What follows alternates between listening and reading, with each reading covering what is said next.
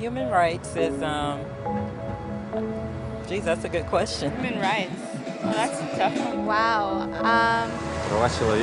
I don't even know how to give that a definition. I would probably have to do a little bit of homework or something. Any right that I think just as a normal, human, The rights that humans have.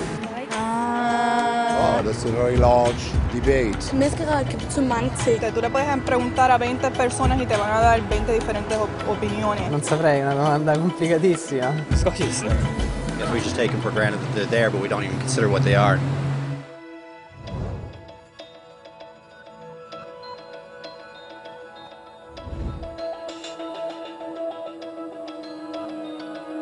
Los derechos humanos son los derechos que tienes simplemente por ser humano. Es la forma en que instintivamente esperas que se te trate y el trato que mereces como persona, como el derecho a vivir en libertad, hablar con franqueza y ser tratado con igualdad. Hay muchos tipos de derechos. La mayoría tienen que ver con cierto grupo.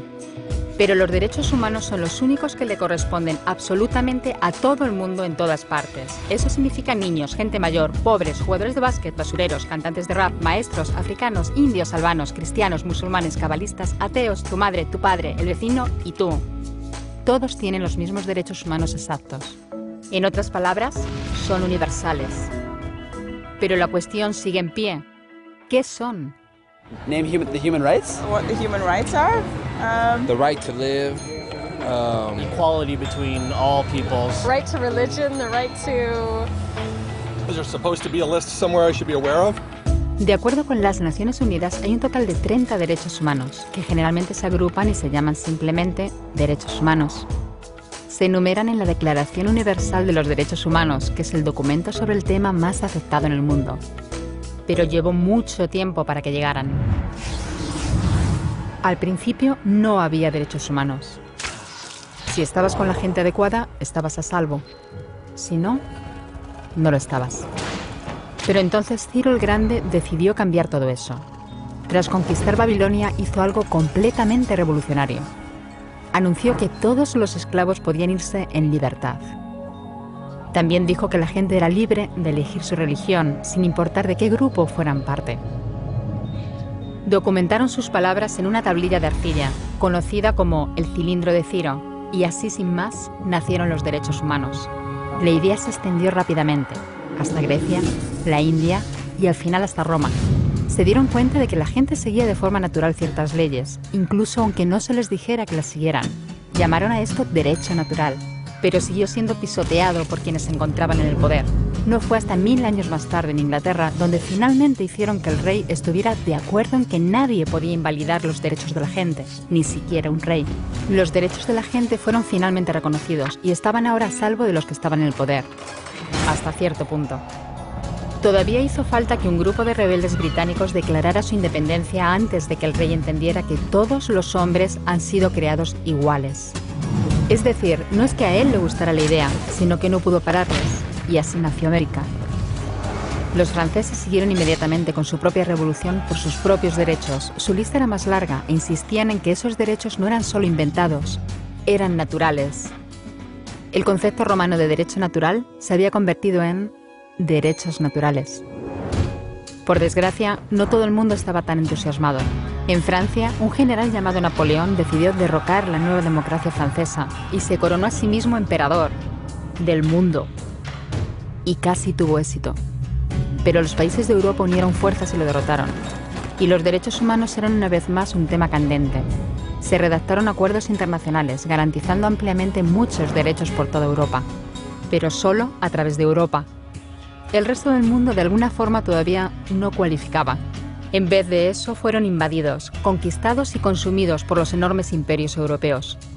Pero entonces un joven abogado de la India decidió que ya había sido bastante.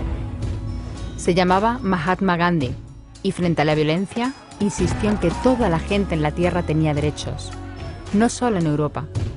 Al final hasta los europeos empezaron a estar de acuerdo. Pero no iba a ser tan fácil. Habían estallado 2 guerras mundiales. Hitler exterminó a la mitad de la población judía de la Tierra en los horrorosos campos de muerte nazi. En total, 90 millones de personas habían muerto. Nunca los derechos humanos habían estado tan horriblemente cerca de la extinción.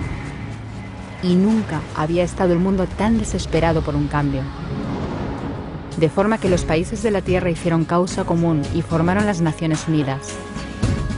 Su propósito básico era reafirmar la fe en los derechos humanos fundamentales, en la dignidad y el valor de la persona humana. ¿Pero qué eran los derechos humanos? ¿Eran las proclamaciones de Ciro? ¿El derecho natural de Roma? ¿Las declaraciones de Francia? Todo el mundo parecía tener una idea ligeramente distinta de lo que deberían ser los derechos humanos. Pero bajo la supervisión de Eleanor Roosevelt, finalmente se pusieron de acuerdo en una serie de derechos para absolutamente todo el mundo. La Declaración Universal de Derechos Humanos. El concepto francés de los derechos naturales se había convertido finalmente en los derechos humanos. Así que, en resumen, al principio solo unos cuantos afortunados tenían derecho alguno, hasta que uno de ellos decidió, oye, otra gente también debería tener derechos, lo que fue estupendo, salvo que no todo el mundo estuvo de acuerdo. Y solo que llevó unos cuantos miles de años de lucha, declaraciones y más lucha hasta que finalmente todo el mundo estuvo de acuerdo en que los derechos humanos deberían ser para todos. Y vivieron felices y comieron perdices. Salvo que hay un pequeño problema. Si la gente tiene derecho a la comida y el cobijo, ¿por qué hay 16.000 niños muriendo de hambre cada día? 1 cada 5 segundos. Si la gente tiene libertad de expresión, ¿por qué hay miles de personas en prisión por hablar claro? Si la gente tiene derecho a la educación, ¿por qué hay más de 1.000 millones de adultos incapaces de leer? Si la esclavitud ha sido abolida verdaderamente, ¿por qué hay 27 millones de personas todavía esclavizadas hoy en día? Más del doble de las que había en el siglo XIX. El hecho es que, cuando se firmó, la Declaración Universal de los Derechos Humanos no tenía la fuerza de la ley. Era opcional. Y a pesar de muchos más documentos, convenciones, tratados y leyes, todavía es poco más que palabras en una página. Así que la cuestión es, ¿quién hará que esas palabras sean una realidad? Cuando el Dr. King se manifestó en pro de la igualdad racial, se estaba manifestando por los derechos que las Naciones Unidas habían garantizado hacía casi 2 décadas. Pero con todo, se manifestó. Cuando Nelson Mandela defendió la justicia social en la década de 1990, su país ya había estado de acuerdo en abolir esa discriminación desde hacía ya casi 40 años. Pero con todo, él luchó. Los que luchan hoy en día contra la tortura, la pobreza y la discriminación no son gigantes o superhéroes.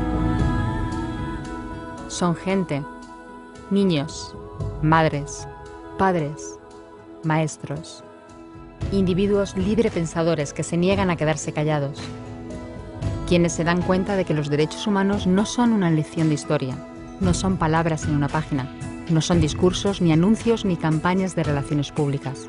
Son las elecciones que hacemos cada día como seres humanos. Son la responsabilidad que todos compartimos, de respetarnos mutuamente, ayudarnos y proteger a los necesitados. Como Eleanor Roosevelt dijo, ¿dónde empiezan después de todo los derechos humanos universales? En pequeños lugares cerca de casa, tan cerca y tan pequeños que no pueden verse en los mapas del mundo. Aún así, son el mundo de la persona individual, el barrio donde vive, la escuela o la universidad a la que asiste, la fábrica, la granja o la oficina donde trabaja. Esos son los lugares donde cada hombre, mujer y niño buscan justicia igualitaria, igualdad de oportunidades, dignidad igualitaria sin discriminación. A menos que esos derechos tengan un significado ahí, tienen muy poco significado en cualquier otra parte.